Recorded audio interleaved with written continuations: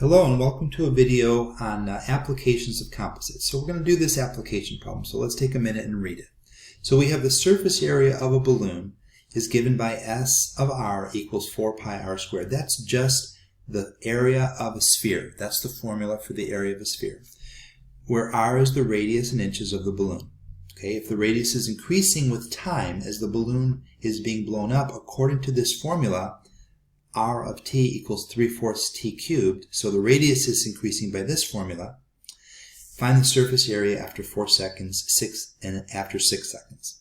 Okay, so there's two ways to do this, and the first method is to first find what the radius is after those number of seconds, and then plug it in to see what the surface area is.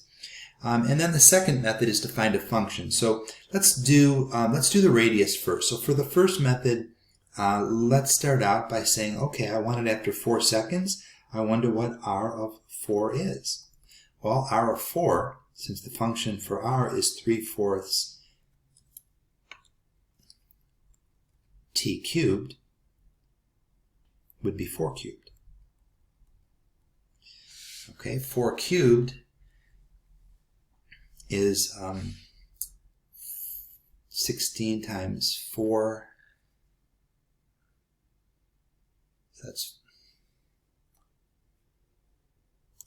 I guess instead of doing 16 times 4, I'm just going to do 3 times 4 times 4 squared over 4. I just broke up the 4 cubed into 4 times 4 squared so I could cancel it.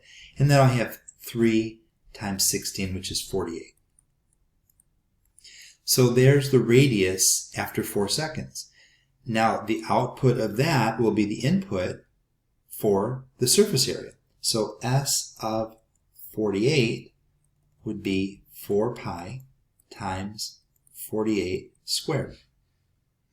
Okay, 4 pi times 48 squared is approximately 28,953. Okay, now let's do the same thing for 6 seconds. Let's see how much bigger it gets after 6 seconds. So this is our 4 seconds. Now for 6 seconds, we go R of 6 is equal to 3/4 times 6 cubed, which is, this time that we don't have quite that same kind of cancellation option, but it's 162. All right, that's the output. So now we use the output for R as the input for S. So S of 162 is 4 pi times 162 squared. That's just using the S equation, the surface area equation that we were given. And that's a big number. That one is approximately 329,792. And these are also inches squared. This is the area of the balloon. Okay. So what about method 2? Method 2 will just be to start out by getting a new function and then find that function for 4 and 6. So in other words, S of R is equal to S of 3/4 t cubed.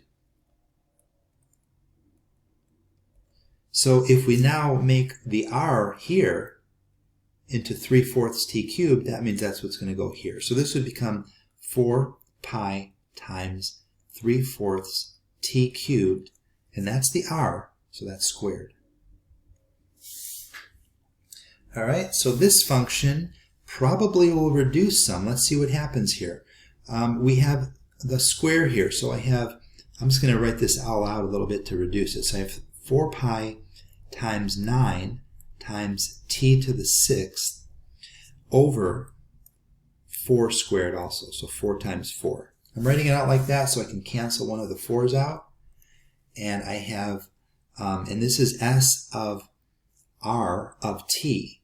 This is actually S of R of t. And I could put the R of t in here too. This is S of R of t also. You don't have to, but it just makes it more clear, I think. And that is 9 pi t to the 6th over 4. Now, if I want to find S of R of S of R of 4, I just plug 4 into that. 9 pi times 4 to the 6th over 4. And that gives me the same number, approximately 28,953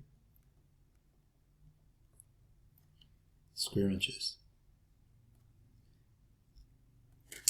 And if I want to find S of R of 6, I plug that in. So I have 9 pi times 6 to the 6th over 4. And that will give us approximately 329,000, same thing. 329,792 square inches. Okay, so the advantage of this second method, by the way, is if you wanted to, let's say, maximize the area, you could do it much easier with a single function like this. You could put this function into your calculator and you could maximize an area. You could find out a lot more information when there's just one function versus when you have to do one function, put an input into that, get an output, use the output for the input of the next function, and it's just a little bit more work. So it just depends on the type of question. If you wanted to find this for 10 different values, 10 different inputs, you would probably be better off with a single function, like we're looking at in method 2. All right, now let's answer one more question about this. Assume that when the surface area exceeds 1,000,000 square inches, now right now we've gotten up to 329,792, so it's still a ways from 1,000,000. But when it does reach 1,000,000, the balloon is going to pop. So based on this assumption, what's a reasonable domain and range for this composite function? All right, so what we want to do is we want to find out when will this function reach 1,000,000. So in other words, when will S of R of t equal 1,000,000? And we know that S of R of t is the function right up here that I circled, 9 pi times t to the 6th over 4. So I want to basically solve this for t. So I'm going to multiply this by 4 and divide by 9 pi. This is a t to the 6th right here. This is just the function I have written above. It's a little bit sloppy there. All right, so I'm going to multiply by 4 and divide by 9 pi. So what I have here is that t to the 6th is equal to 1,000,000 times 4 divided by 9 pi. And that is approximately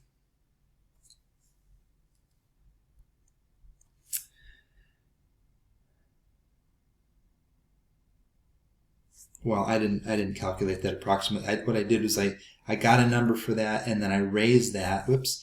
I raised that because I want to solve for t. So I'm going to raise that to the, having all kinds of stuff pop up in my screen here, raise that to the 1/6 power, because if I do that to this side, I'm going to get just t. When I do that, and you need a calculator for that, you're going to get t is approximately 7.2 seconds. That's how long it will take. So that's how long it will take before the balloon pops. So what would be a reasonable domain? Well, you could blow it up for 0 to 7.2 seconds, and then you no longer have a balloon. So the domain would be the interval from 0 to 7.2, approximately. And the range could be anywhere from 0 to, well, we were told that it can't exceed 1,000,000, so 0 to 1,000,000. 1,000,000. I'm going to write this out so it's not confusing with the commas. That's the only reason. Okay, I hope you found this example helpful.